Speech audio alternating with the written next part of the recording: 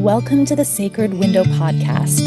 Here, we look closely at the intersections of the postpartum window, the Ayurvedic perspective on health and healing, and the universal mother principles that are the keys to giving and receiving effective care. Hello, I'm Christine Devlin Eck. I'll be taking you through interviews with professionals who are making a profound difference in the lives of their clients, conversations with individuals brave enough to share their stories of vulnerability as a way to lift up others, and my own journey through birth, parenting, caregiving, and building a conscious business. We are here to honor the sacred windows, the profound transitions in life that give it all meaning. Welcome to the conversation. And I will never be the same again.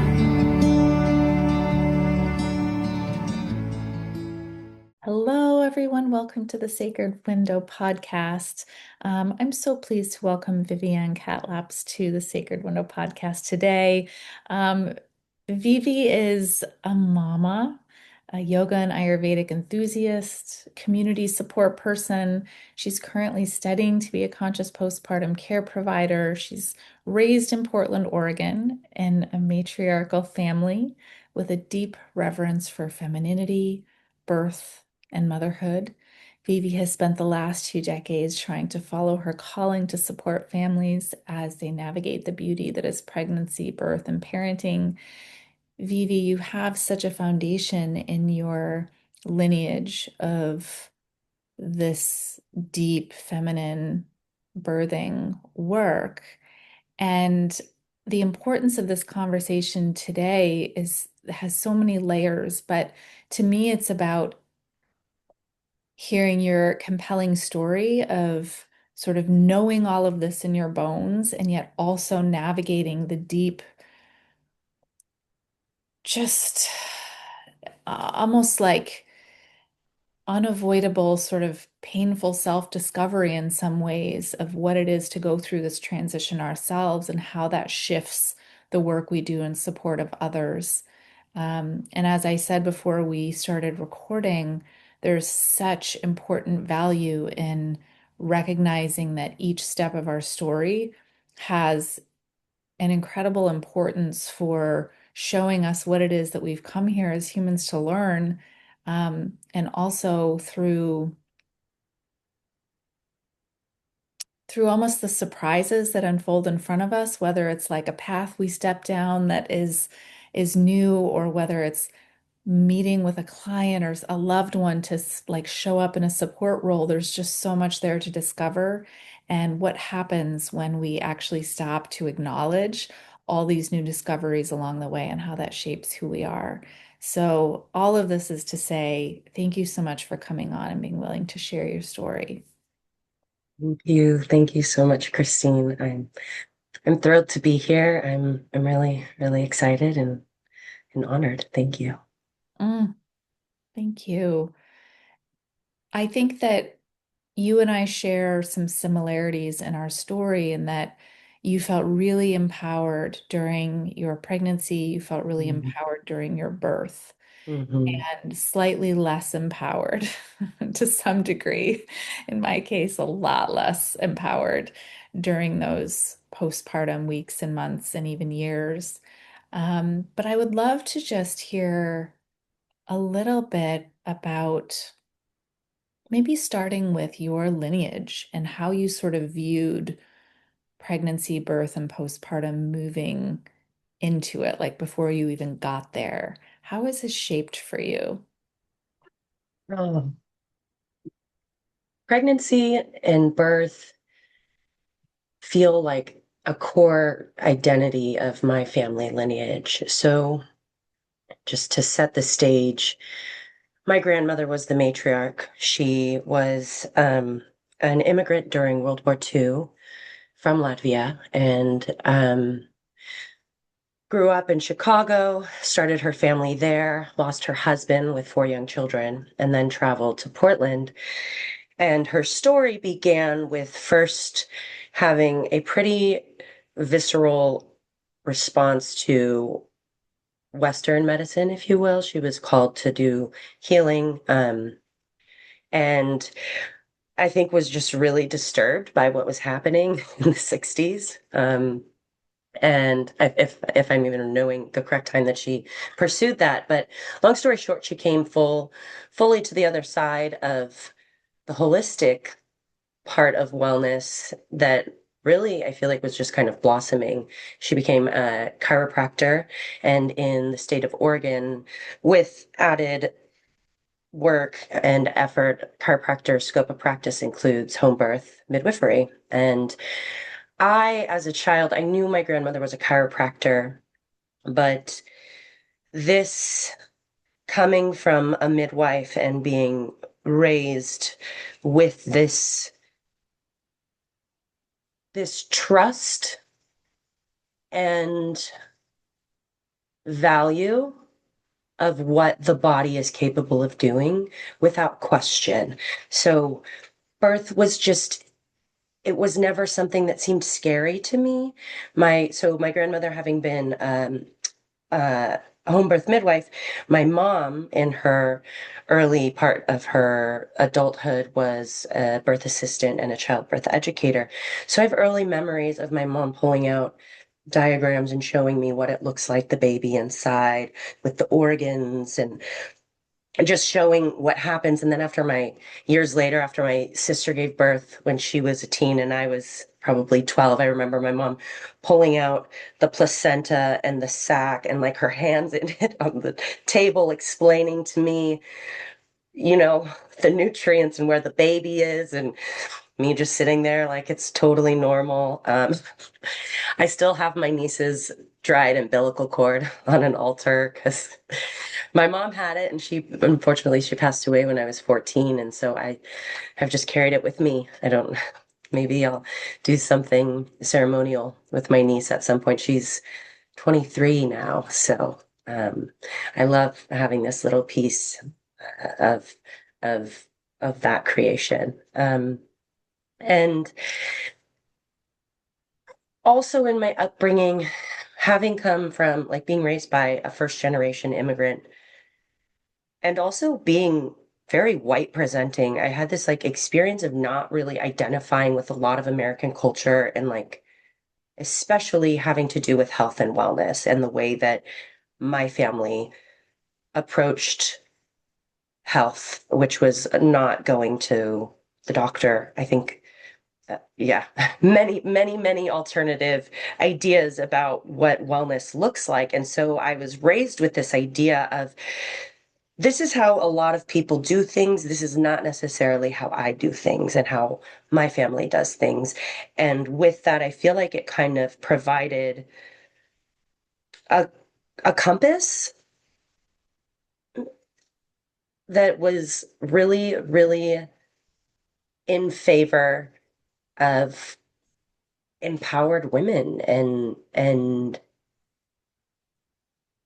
capability. With not only was my grandfather dead, but my mom was a single mom, so there weren't really male role models in my life. Um, my mom was also a recovering alcoholic, and a lot of her friends were recovering alcoholics and addicts. And similar story, I wrote a poem in high school and it said, I come from deadbeat dads and happy homes. And so there was just this idea that I grew up with that women can do it all and do it all. Not that actually, yes, that we have to, because there wasn't any support outside of the women in my family and really just my mom and my grandmother.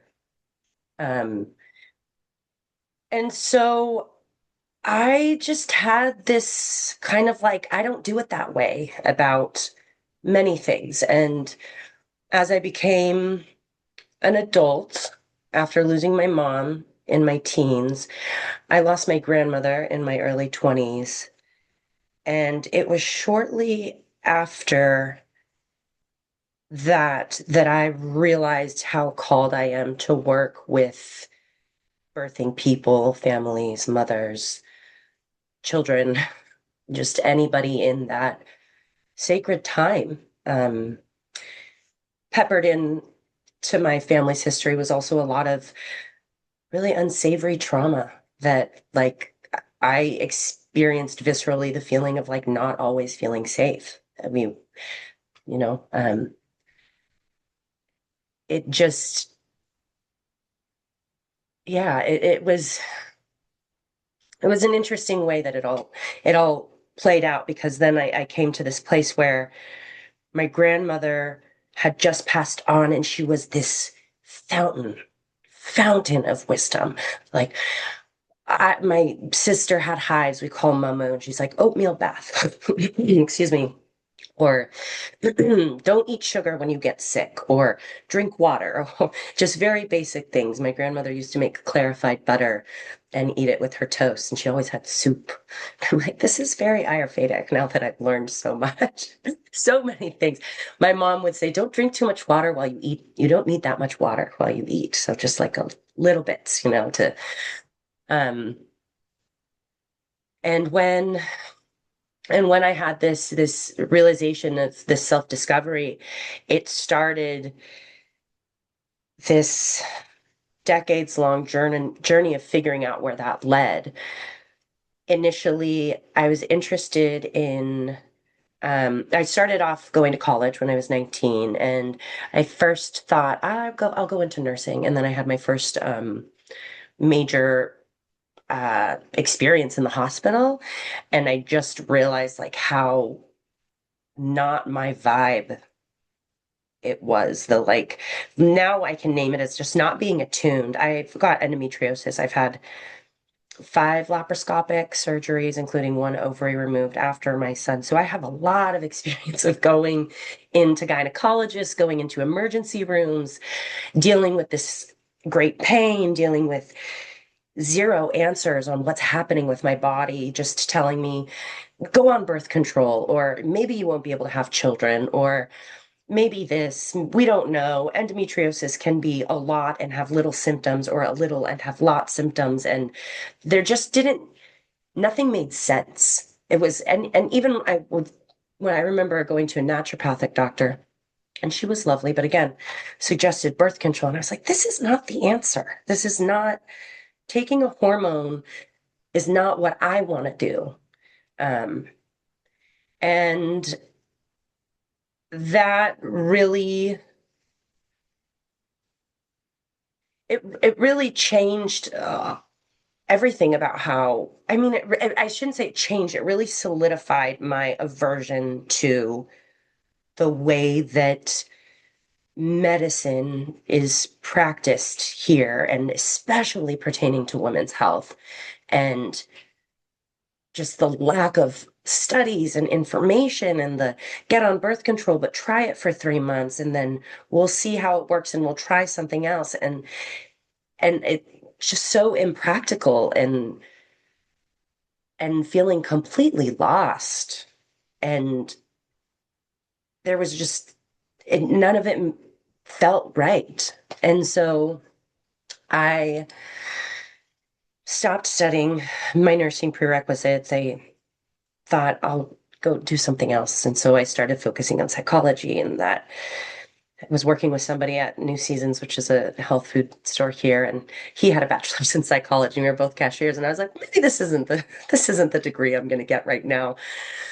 And I went in and out of traditional colleges a lot. I joke that it took me 15, or that in 15 years I was able to get my Associates of Science, which I am very proud of. I completed that after my son was born. I went back to school again. But I continued to do this dance with like birth, always rooted in a desire to support and help people. This idea that like I just want to help people. I want to help my sisters. I want to help my family. I want to help the people that I see that are suffering. I just want to just do something. Like it just feels wrong to not. It just doesn't align. And in that time to support myself, I've worked in customer service. I've cashiered, I've driven cab, I've mostly worked in restaurants. And in a way, that's like a way that I've served people and supported them and shown up for them in emotionally difficult situations. That might seem strange, but when an open ear is on the other side of a bar, people will tell you a lot, and I've really held space for some really beautiful and intense moments, just being present and loving and just I think it comes from just like a I have an authentic desire just to I don't know how to articulate it, just to be with people because it's so difficult to be alone in anything that's difficult. Mm. And it's difficult to share and open and feel the things that come up when we're open and sharing and connecting over things that don't feel good. Mm. I would love to so what like really what's pulling out for me in listening to your story, Vivi, is this line of people who have dedicated their lives to being there for others in vulnerable moments Mm, and to looking at what is available in their own two hands within their own homes to help mhm, support one another mhm, versus this reliancy, if that's even a word, on the establishment or on men or on, the patriarchy. the structures, the patriarchy. Mhm, There's this necessary requirement for mhm, providing for oneself and one's children and one's loved ones with mhm, what we have available to us. And this is a key piece of going back to traditional ways of mhm, being in community and being in healing spaces and moving through these massive life transitions in ways that were supported only by what was around us and what was within us and what we could create together. mhm, I also see this thread of because, and I find this in a lot of stories, including, my own mother who, as a product of the 60s, was really pushing back against that box that women were put into, and this is what you can do, and this is your lane. And so mhm, that pushback of, no, I will do it myself, I can do it myself. And in some cases, it's not safe for me not to do it myself. mhm, This creates its own imbalance in certain ways during times such as the postpartum window, where we really do require others to step in and take care of us and hold us. And when we're faced with that, like almost fabric that's been woven in our mhm, consciousness of, I must do this myself, mhm, with that nature's requirement of like, it's time for me to set down my hands and lay down and be held and be mm. resting. And that is this dichotomy that I'm really feeling in your story. Oh, that dichotomy lives in me deeply. Even in my supportive partnership, I can find sometimes when I'm leaning into the support from him and something comes up, I can get discomfort just from being vulnerable. Or the vulnerability is not it, but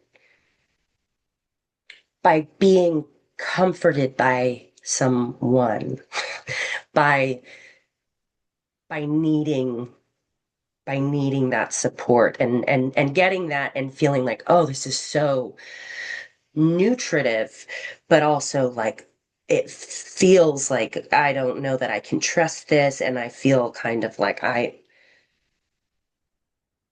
I've done I work on a lot of practice of like really figuring out when my stuff is coming up and when it yeah when it's beyond these things that I carry, and I think a lot of that has to do with my postpartum experience. So my son just turned 7, and my partner and I were not together when I got pregnant. We were casually hanging out, not really honestly, we were both really unhappy and lonely and taking physical comfort with one another. And with my history of endometriosis, among other reasons, there was like there was a, I don't want to say negligence, but there was a looseness with preventing pregnancy that I didn't have throughout my life. And I think as I approached my 30s, there was a subconscious, like, it's probably not going to happen. And and then I got pregnant. And my now partner and I were not romantically involved. He wasn't really at all involved in my pregnancy. Um, because we weren't committed, I wasn't even 100% certain that he was the father of my child, which I was honest with him about. And it's a really complicated situation for myself and also for him, because I felt this, I would notice these desires to kind of like reach out and connect, but then this pullback, this uncertainty, this not wanting to like really invest in this idea of the child coming into the world. And he was really not thinking about or ready or even considering having kids. And I loved children, and I knew that like that was something that I would want. And I had made a commitment to myself years and years and years ago when I had first started having sex with men in my 20s and choosing, like, if I get pregnant, I know for myself that because of the sacredness of the bond that I had with my own mother and my own grandmother, and craving that bond and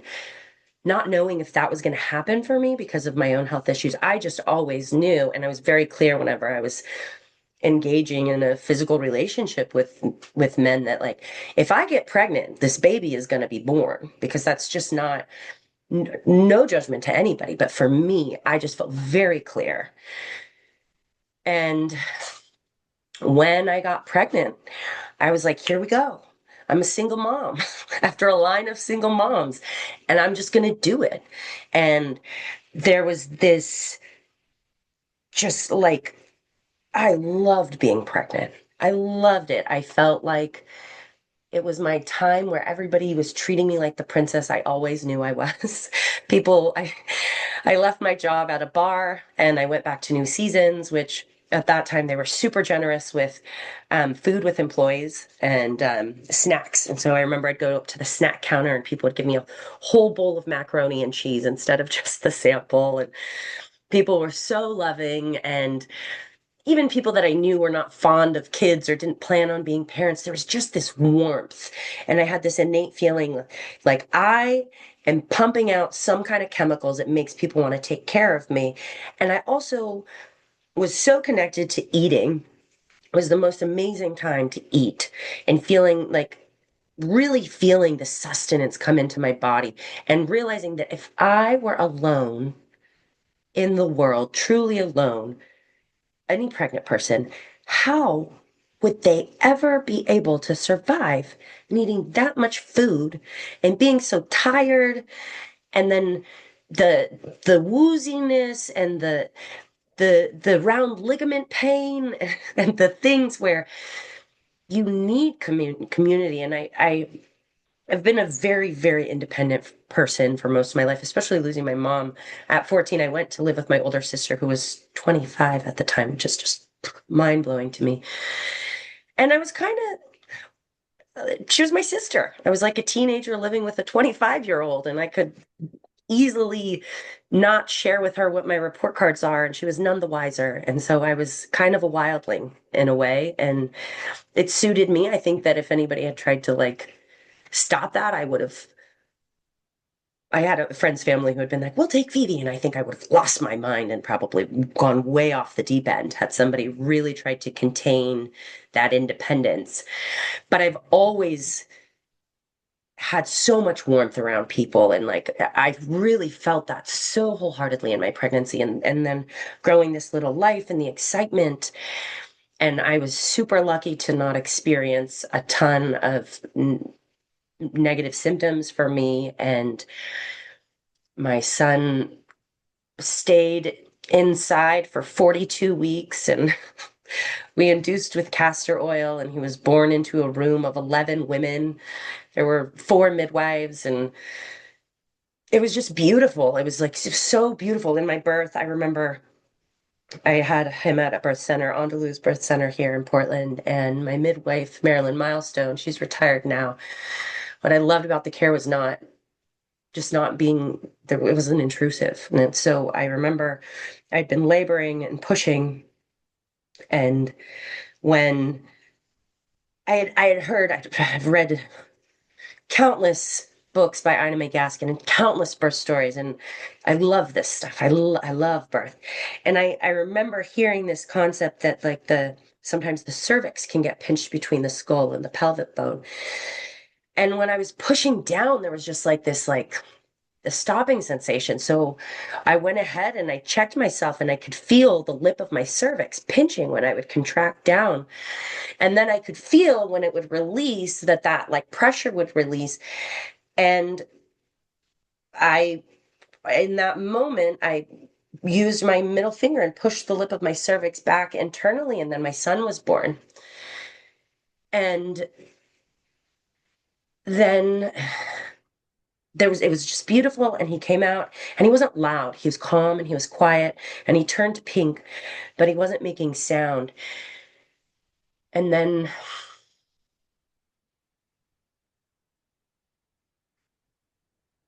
I was so scared.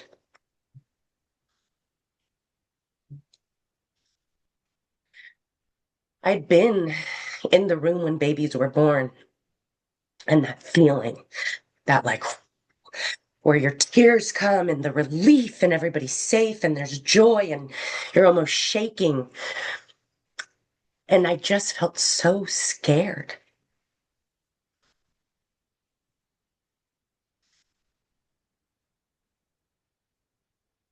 And I really, it was such a 180. Um, and it was instantaneous.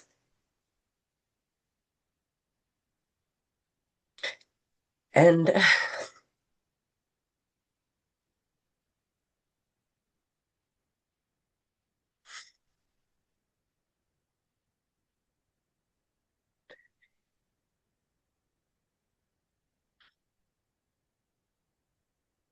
with this program, there is this very full circle aspect of like, this is what I feel like I can help people with. And I hear this spoken about in the program, but I'm also healing myself, and I'm identifying what happened, because it doesn't like I didn't know what was happening. I just it was just there, and I was just so scared something was going to happen to my baby.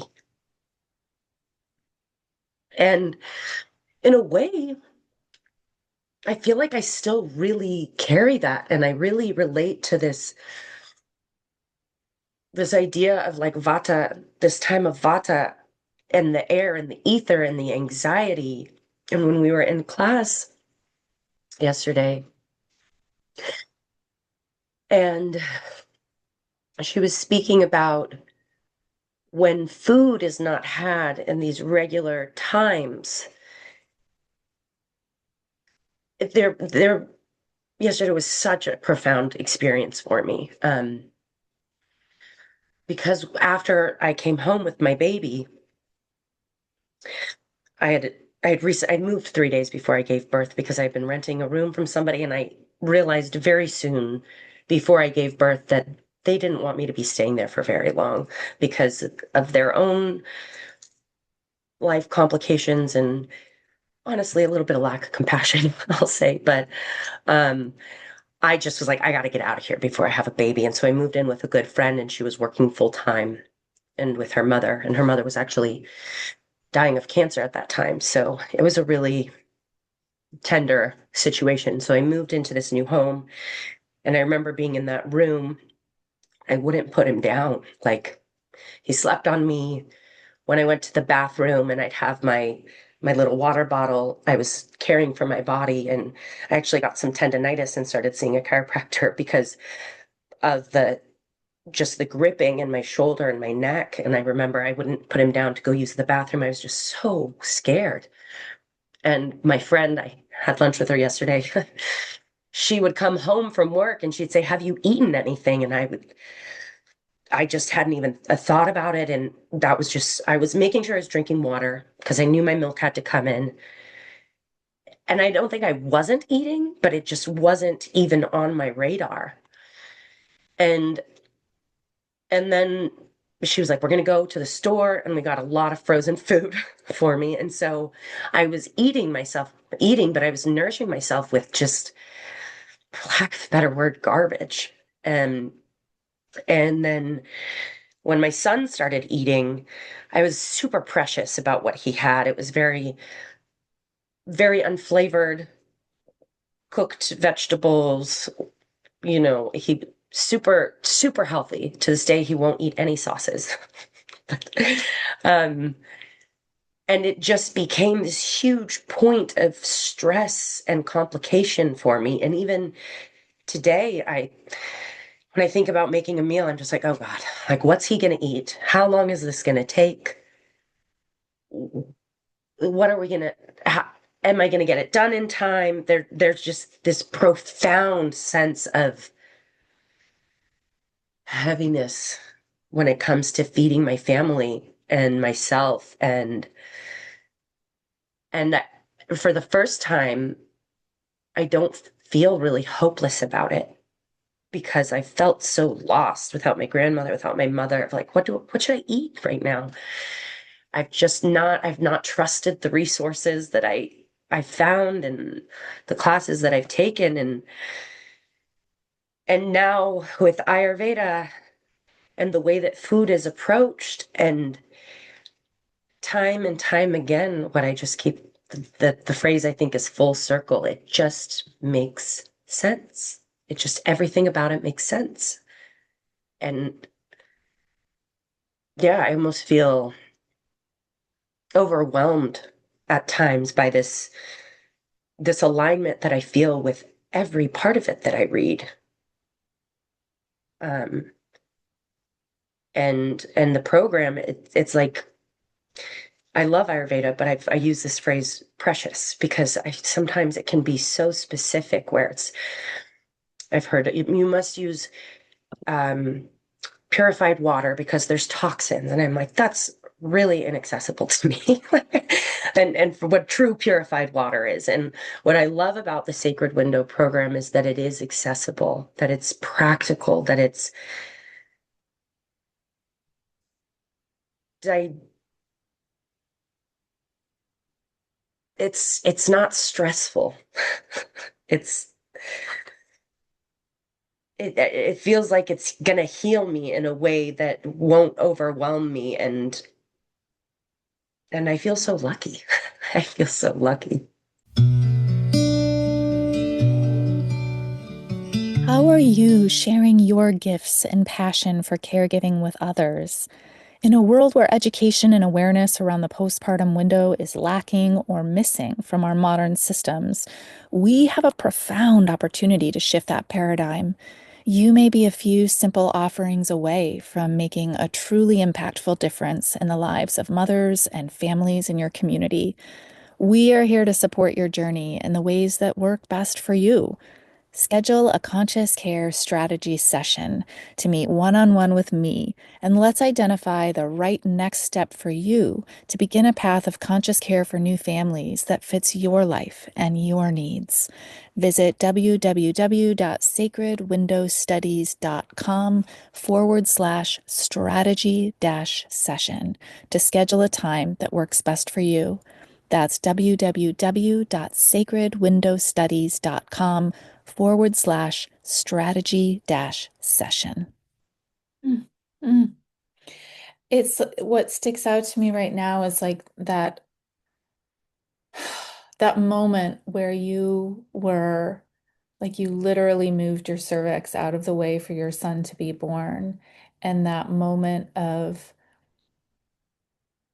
bliss and release that so quickly becomes a moment of the most vulnerable we've ever been, the most afraid, and this new experience of our fear is now outside of ourself. It's for this extension of ourselves that we Mm, don't have full control over. mm, There's this moment of stark, almost like naked vulnerability that is part of why. I mean, there's like that is happening on a subtle level.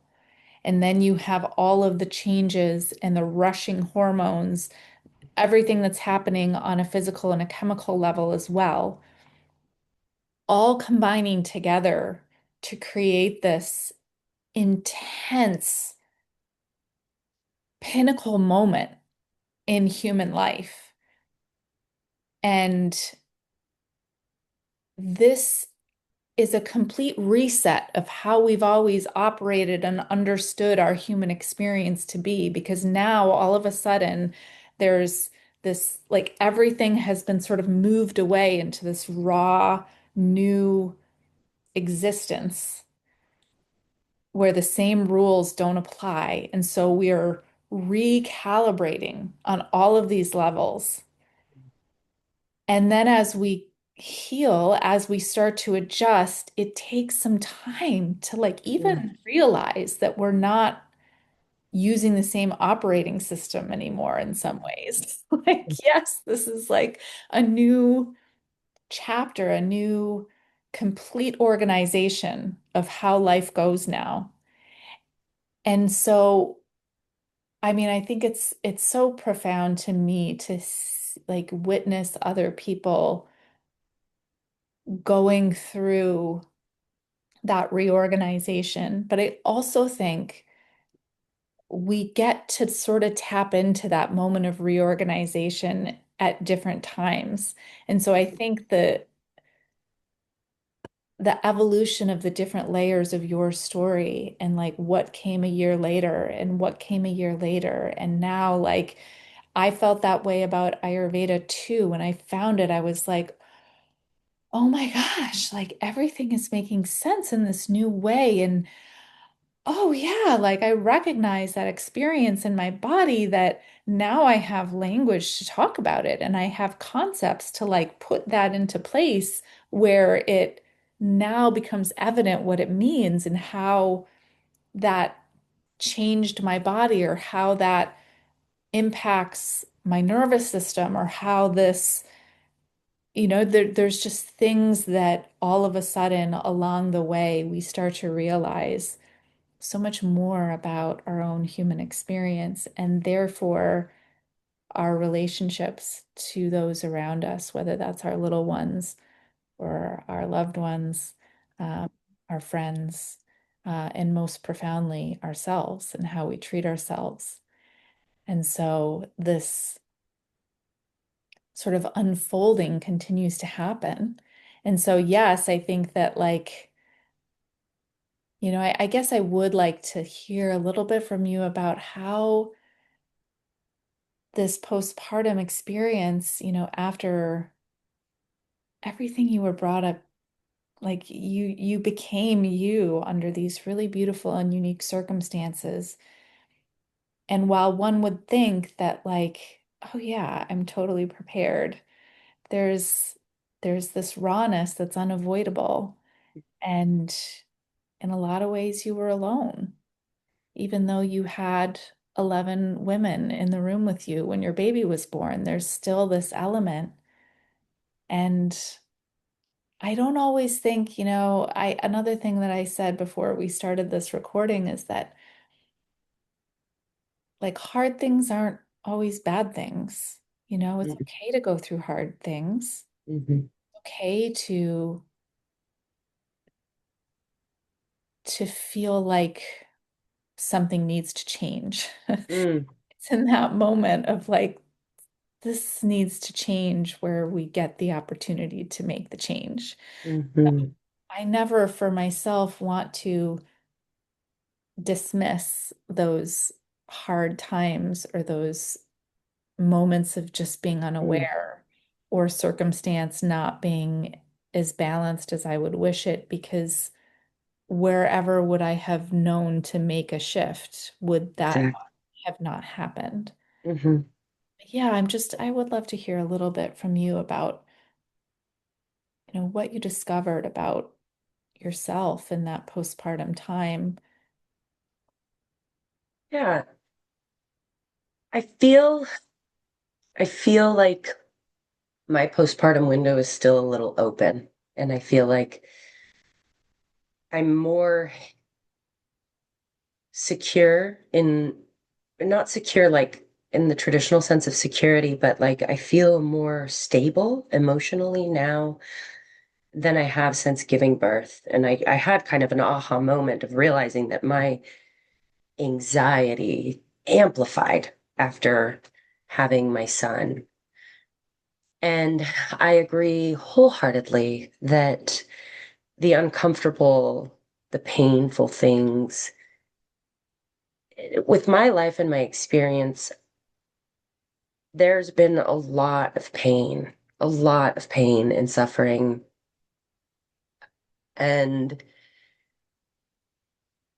what I've come to feel is that I can't take that away and still be the person that I am and where I am today because that discomfort. And yes, the vulnerability of having a child on the outside of your body, and there's this concept, when it's myself, when it's me, this body, I can put up with things. But thinking about this little kid experiencing pain, it feels unbearable. And in that postpartum window, I felt alone. I felt vulnerable. There was, I was grappling with re,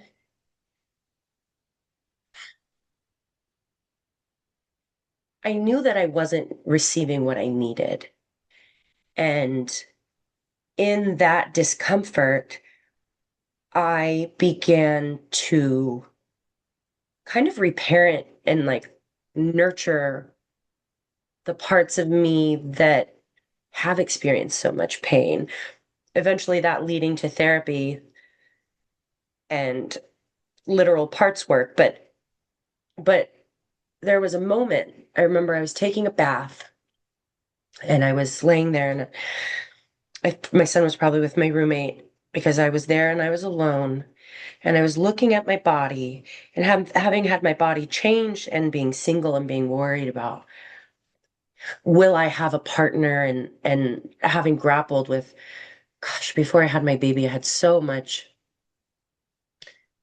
dissatisfaction with my body, and the way I feel now is completely, I feel like a completely different person before and after having my child. That is something that I really resonate with. But I remember having this moment and looking at my body and having like grappling with these negative feelings and this bad self-speak and looking down and then verbally starting to compliment my body for the practical things, thanking my feet for carrying me, thanking my legs for being strong, thanking my belly for carrying my baby, thanking my heart, thanking my skin, and just like, and I remember having this visual of myself as a little girl, and I had an overwhelming, like, dual emotional experience of like grief for the way that I've treated myself and also guilt for the way that I've treated myself, and having like meeting this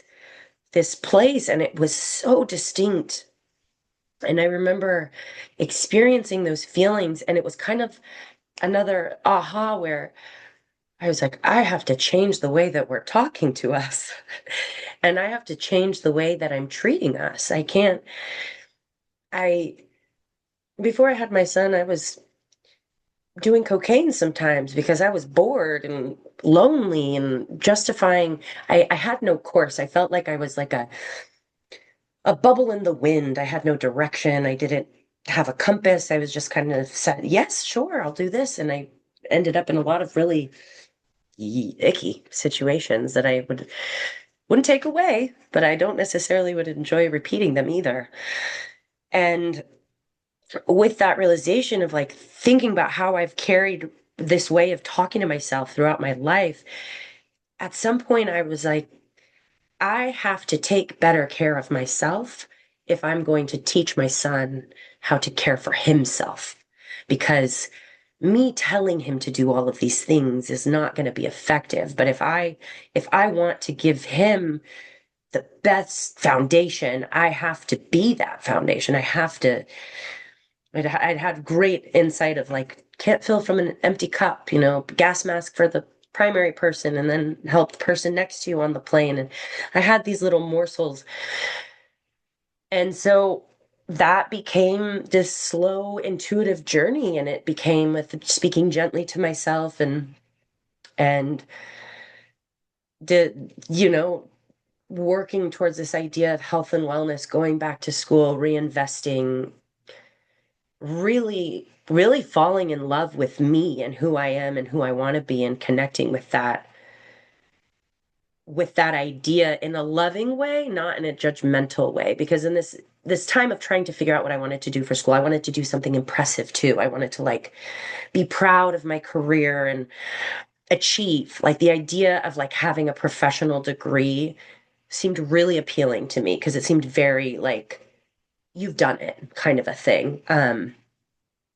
And I'm good at school and I'm smart. So like I'd be in there, I'm like, this is for me and I can do great things. But then I drop out because it wasn't what I wanted to do. And so going into this time of like self-love and self-care, I started, I really reconnected with my yoga practice when it's been 4 years now since I had my son would go with his father for the 1 or 2 nights a week. And so I would have this time to like do whatever. And I'd go out and drink. And I felt terrible one morning. And I called my friend who I'd been out with, and I was like, oh, I feel terrible. I'm like hungover and like, I just feel so gross. And she's like, go to a hot yoga class. Probably not the most Ayurvedic thing. And I went to that hot yoga class and I thought I was going to pass out. I thought I was going to vomit and I was sweaty and I loved it. That was it. And for the first year, I think I was doing hot yoga 5 to 7 days a week, sometimes twice a day. And I was drinking so much water. And at this point, I was also starting to experience some pretty severe panic attacks, which was part of the reason. I mean, sure, my lifestyle had impact on it too, but it seemed like nothing I could do could really calm me down. And I would have these panic attacks where I was like, I'd get stuck and I'd think that like I'm going to have an embolism or something that just I'm going to implode and leave my son alone in the world. Like I feel so alone.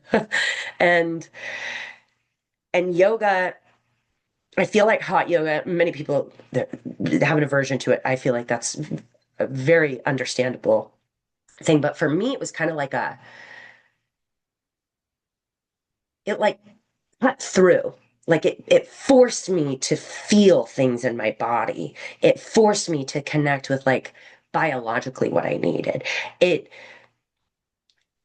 it I shouldn't say force, but it was this when I went to hot yoga after drinking or not drinking water, I could feel that in my body. So like all of these sensations and pain and discomfort that I had been navigating being independent and growing up in poverty and not having a dad and like seeing my family suffer and living in patriarchy, like all of this discomfort, it's eating bad food and drinking and doing cocaine and all of these things that I just kept doing to my system. And my body was just like, okay, we're here, we're living.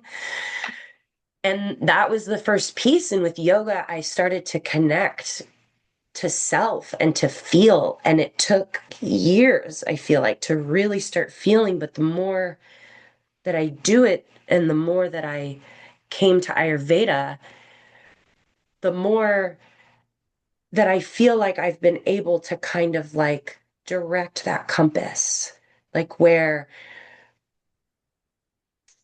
something happens and I'm fine tuning it. It's pretty exciting because I feel like it's getting better and better.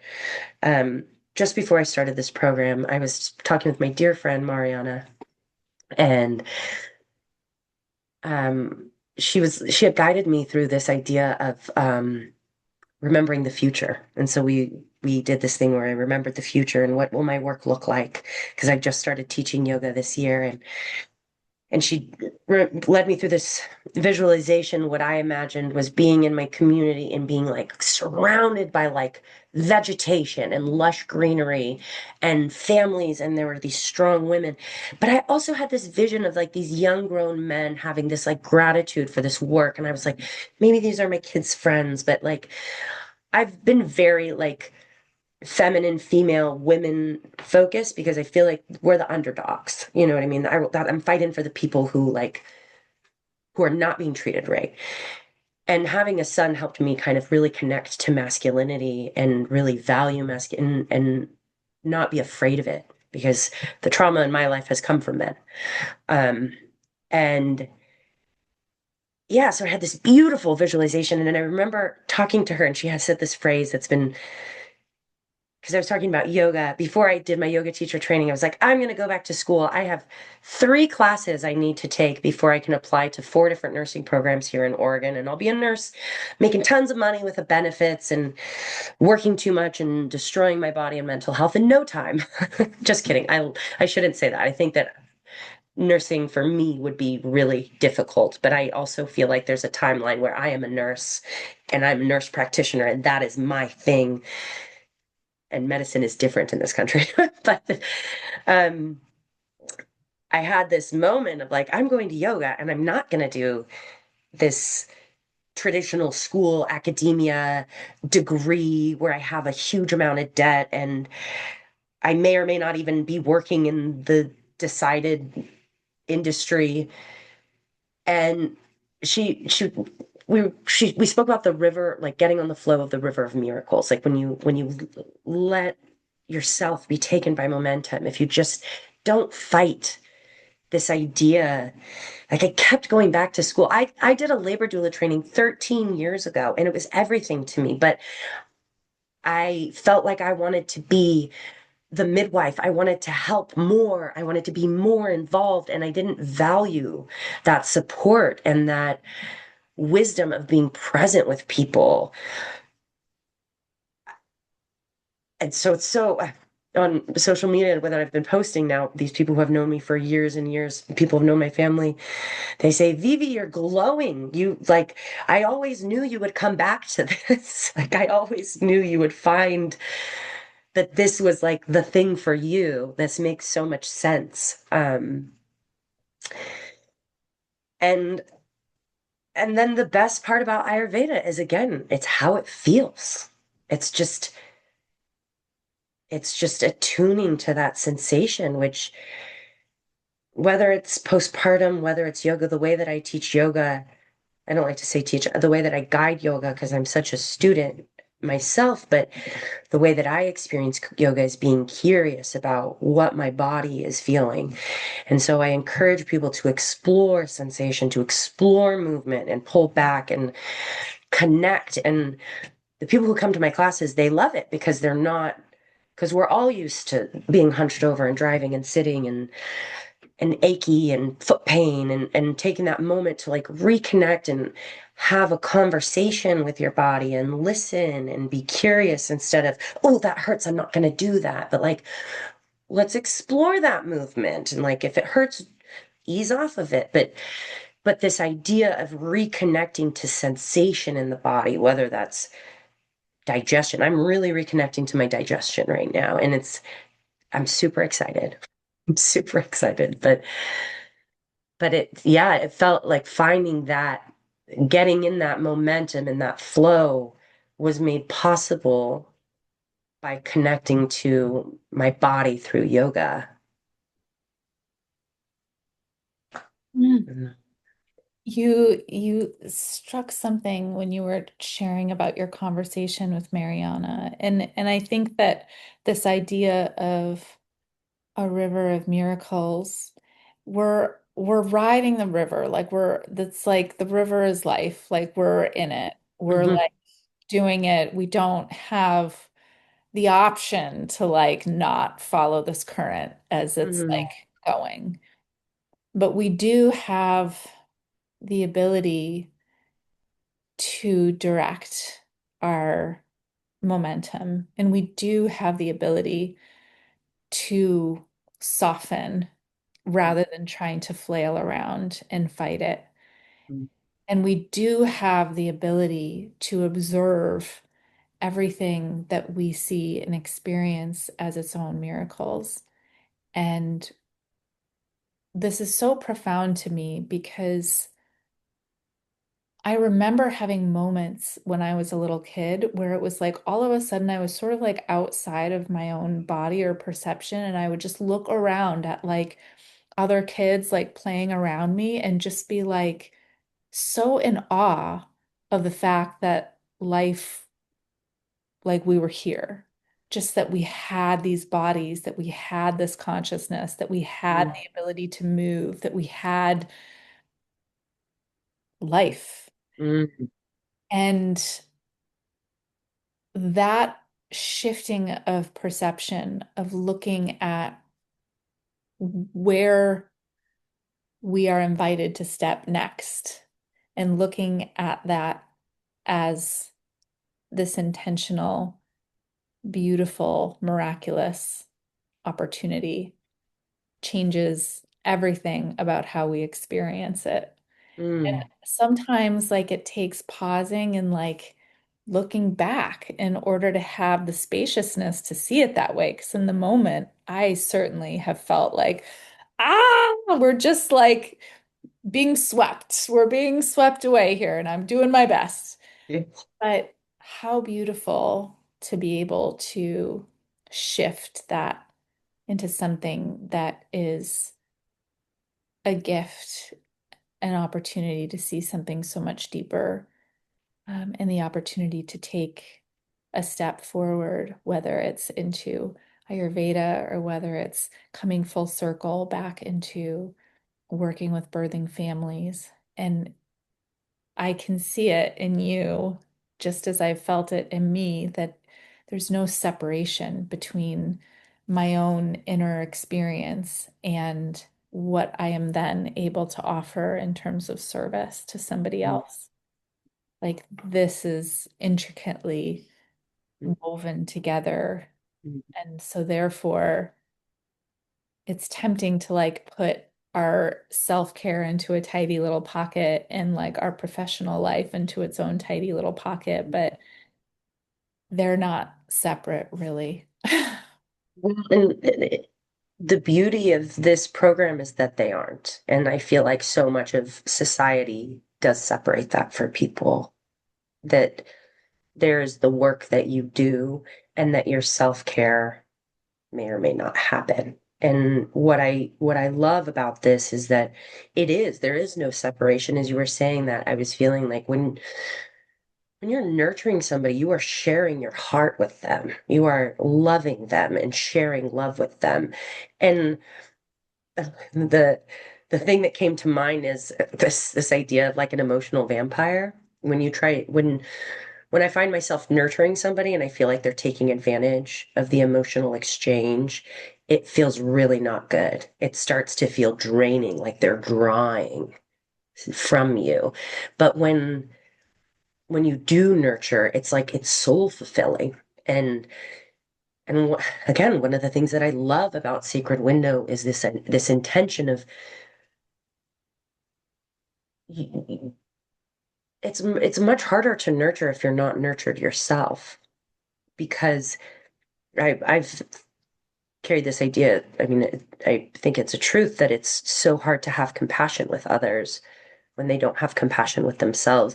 I often, when I'm around friends and just anybody, when I hear people outwardly say really like kind of mean, critical things to them, I just call them, I'm like, hey, don't say that.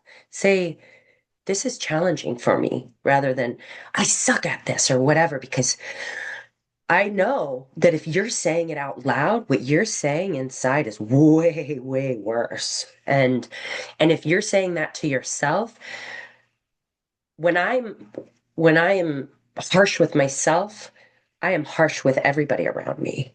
And that harshness that I share with others comes from a place of harshness and lack of compassion for what I'm experiencing. And I love that, just that acceptance of just this is how I am showing up, and and like we're gonna work with it. We're gonna identify what is needed here and be flexible and yeah, the I relate to the river of miracles, just like you're flailing on the river sometimes, and it feels like there's you can't figure out which direction. And I feel like the analogy I think is like when you're really like trying to swim against the current because you see something over there that you want, whether it's that relationship, that job, that money, that sense of ego, that all of these things that we can get really attached to. Like for me, wanting that sense of pride in what I do when I have that because and I don't need to be a doctor. um but once I allowed myself to go where it felt most natural and not be swimming against the current, it it I feel like once you experiencing that, the swimming against the current becomes a lot more obvious of the like, oh, this just when I started the program, all this I had been really, really, really overwhelmed by my schedule. I was only working 2 days a week, but I volunteering at my kids' school. I um, teach yoga, which is for kids after school, like an after school enrichment program. It's not a financially viable thing. It's a labor of love. Um, and then there were some other things, but what I had found, oh, and then I started teaching my yoga classes and I just created this schedule and I had created 0 rest days for myself. I had something, an obligation every day. And in about January, I was December and January, I was experiencing like extreme burnout. I was ready to quit everything. I I just I put myself on a volunteering freeze because people say I need help and I'm like I'm here. And then I would commit to these year-long commitments in the school and then I just it was too much. And so I started realizing that I'd taken on too much and I was trying to create spaciousness just for my own well-being. And then it was right around that time that I heard you on the podcast on Simply Ayurveda with Julia Daoud, and which she had just released her new season, which I'd been waiting for since summer when I had finished her last season. And hearing you talk, I was like, oh, even the caption. I love anything postpartum, but the caption, I was like, okay, great. But then once you were speaking, and I was like, oh, I like this. And then the ease with which like meeting with you and it just again it felt so wonderful, and in the time of me choosing to sign up with the program, one of my yoga classes unenrolled because of their own scheduling thing, I was able to shift a thing and just like these bubbles of spaciousness just kept opening up, and I was like, oh, this is what I'm supposed to be doing, because when I go here I feel like the path is I was doing this analogy. It's like where I move forward and then the path goes, and then I take a few more steps forward and the path goes. And I'm like, oh, okay, really? It's this. I just keep going in this direction that I feel compelled to go in. And it's all of this positive reinforcement. Like, and I feel like the momentum just keeps building. And I was crying in joy to my boyfriend the other day, just like, I feel so excited and overwhelmed and how much I resonate. And that was even before our class on Tuesday. I was just so excited listening to the material and the lead up for it and what I'm going to gain from it and what I will have to offer for people and the ease with which it's all coming. Like it just, not to say it's not taking effort, but it's the ease, not easy, not lazy, just this, just like following where there's less resistance because there's a lot of fighting in the world right now, and I'm just not. I'm trying to counter that. Mm, It's so beautiful. I'm so grateful to know that this has been so supportive. And I guess, as we bring our conversation to a close, when you look forward, knowing that every single layer of difficulty in your past or every single opportunity or insight or moment, looking at those as their own little miracles in some way. When you look forward,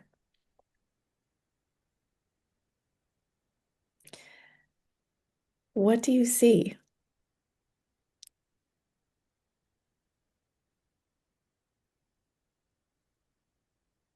When I look forward, I see freedom for myself. I see financial freedom that I haven't experienced yet in this life, which for me it has been so painful and so difficult, but it not having to be this like competitive, money-driven thing. The freedom being that I just have this full faith that continuing to follow this momentum, this river of miracles, that things will come into place. I feel so aligned with it. I just don't have any doubts about how it will settle. And what that looks like, whether I have zero doubt that I will be practicing as a postpartum doula and probably labor doula because I love delivery, but I don't necessarily want my whole life to be around birth schedule. Um,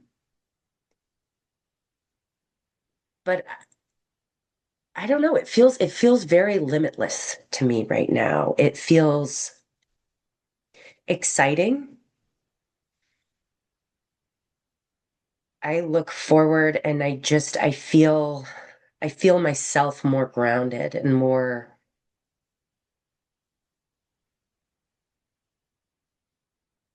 I don't know, kind of like I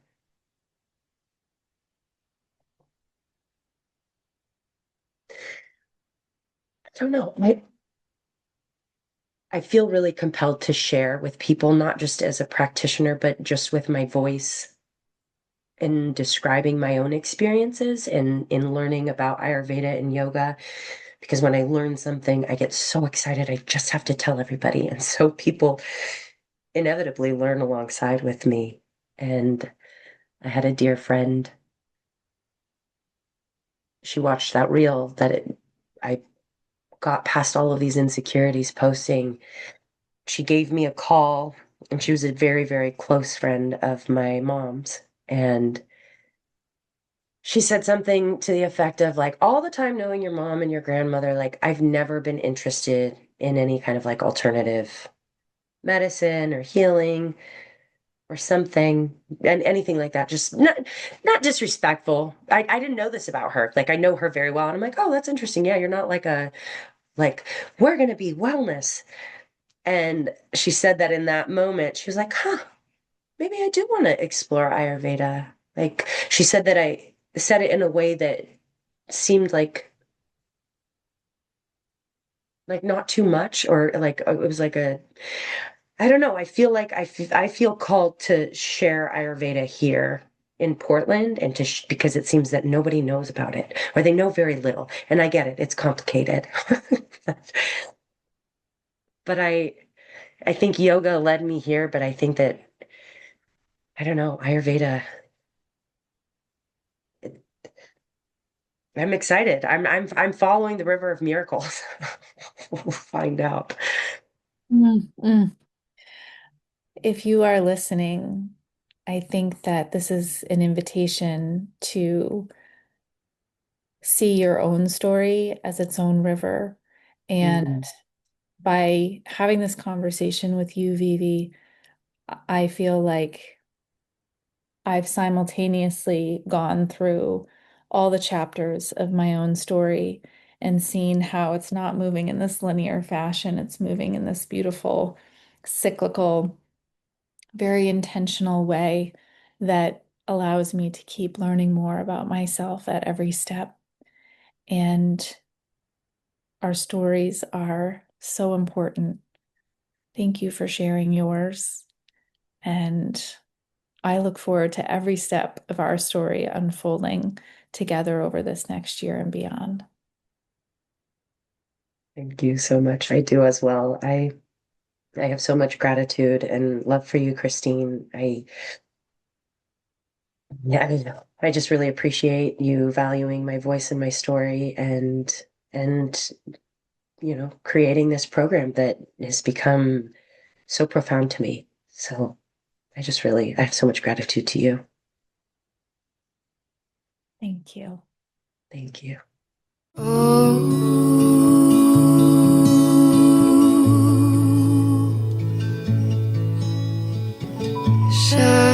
Shanti, Shanti.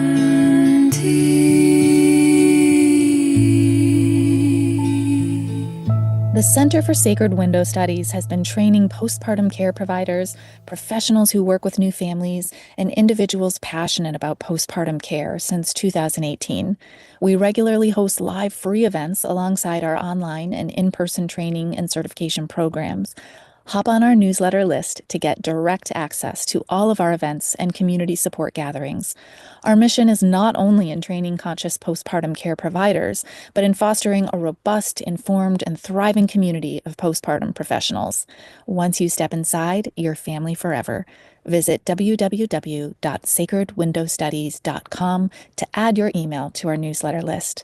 You can support our work by subscribing to the Sacred Window podcast and sharing with someone you know who would love it. Thanks for being here and participating in the culture-wide shift that recognizes the need for and the importance of conscious postpartum care.